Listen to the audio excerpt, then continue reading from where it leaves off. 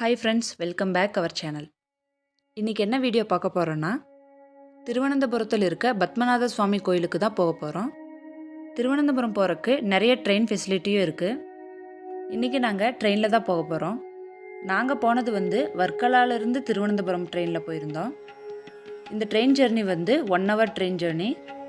நிறைய ஊரில் இருந்தும் திருவனந்தபுரத்துக்கு டைரக்ட் ட்ரெயின் அவைலபிளாக இருக்குது. நீங்கள் செக் பண்ணி புக் பண்ணிக்கலாம். இந்த கோவில் திருவனந்தபுரத்தில் இருக்க மெயின் பிளேஸில் தான் இந்த கோவில் அமைஞ்சிருக்கு. ட்ரெயின் இல்லைன்னா பஸ்ஸு எதில் வந்தாலும் இந்த கோவிலுக்கு போகிறதுக்கு ஈஸியான ரூட்ஸ் இருக்குது. இந்த கோவில் நான் சின்ன வயசில் போனது தான். ரொம்ப வருஷத்துக்கு அப்புறம் இப்போ தான் இந்த கோவிலுக்கு போகிறேன். ஆதித்யனுக்கு கூட இந்த கோவில் ஃபஸ்ட் டைம் இப்போ தான் போகிறான். ஆதியோட அப்பாவுக்கு இதுதான் ஃபஸ்ட் டைம் இந்த கோவிலுக்கு போகிறது. இப்போ ரீச் ஆகிட்டோம். இப்போ ரயில்வே ஸ்டேஷன் விட்டு வெளியே வந்ததுமே இங்கே ஆட்டோ ஸ்டாண்ட் இருக்குது.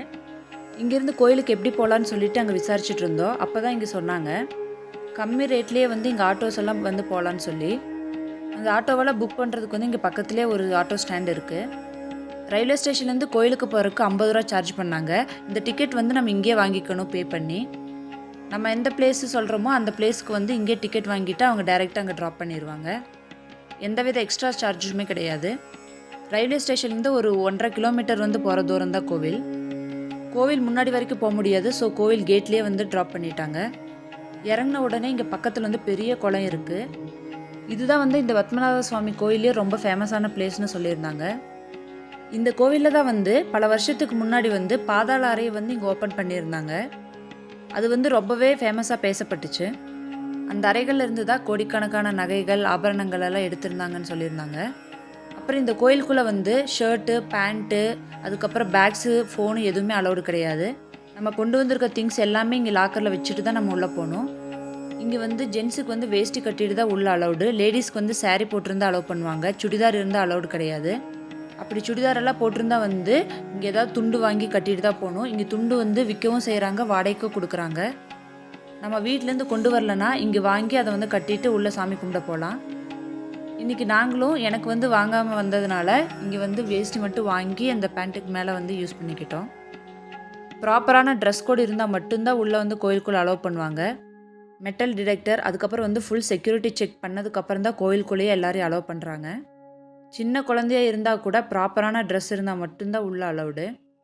கோவிலுக்குள்ளே எதுவுமே அலௌடு இல்லை ஃபோட்டோஸ் எடுக்க. அதனால் நாங்கள் இப்போ சாமி கும்பிட்டுட்டு வெளியே வந்துட்டோம். அங்கே தெரியுதல பெரிய கோபுரம், அதுதான் கோவில். இப்போ நீங்கள் பார்க்குற கடவுள் தான் உள்ளே நாங்கள் பார்த்துட்டு வந்தது. இங்கே இருக்க பத்மநாத சுவாமி முழு உருவத்தையும் நம்ம ஒரே இடத்துல பார்க்க முடியாது. இங்கே 3 கதவுகள் அமைச்சிருக்காங்க. நம்ம சாமி பார்த்துட்டு போகும்போது ஃபஸ்ட்டு கதவில் பாதம் பார்ப்போம். அடுத்த கதவில் அவங்களோட உடம்பு, அதுக்கப்புறம் இருக்கிற கதவில் தான் அவங்களோட முகத்தை பார்க்க முடியும். சாமியெல்லாம் பார்த்துட்டு திங்ஸ் எல்லாம் கலெக்ட் பண்ணிவிட்டு இப்போ வந்துட்டோம். கேரளா வந்தாலே ரொம்ப ஃபேமஸ் சிப்ஸும் ஹல்வாவும் தான். அதுக்காக தான் இந்த திருவனந்தபுரத்துலேயே ஃபேமஸான ஒரு மகாங்கிற ஒரு சிப்ஸ் ஷாப் தான் வந்திருந்தோம். இங்கே எல்லா வெரைட்டிஸான சிப்ஸும் இருந்துச்சு. பனானாலேயே காய் சிப்ஸு, அதுக்கப்புறம் ஃப்ரூட் சிப்ஸு, பலாப்பழ சிப்ஸு, அது எல்லாமே இருந்துச்சு. ஹல்வாலேயும் ரொம்ப வெரைட்டிஸ் ஆஃப் ஹல்வாவும் இருந்துச்சு. நட்ஸ் போட்டது, அதுக்கப்புறம் வெல்லம் போட்ட ஹல்வாவும் இங்கே இருந்துச்சு.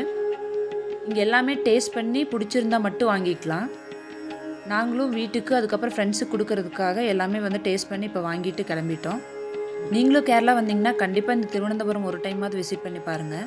வீடியோ பிடிச்சிருந்தா லைக் பண்ணி, ஷேர் பண்ணி, சப்ஸ்கிரைப் பண்ணுங்கள். தேங்க்யூ.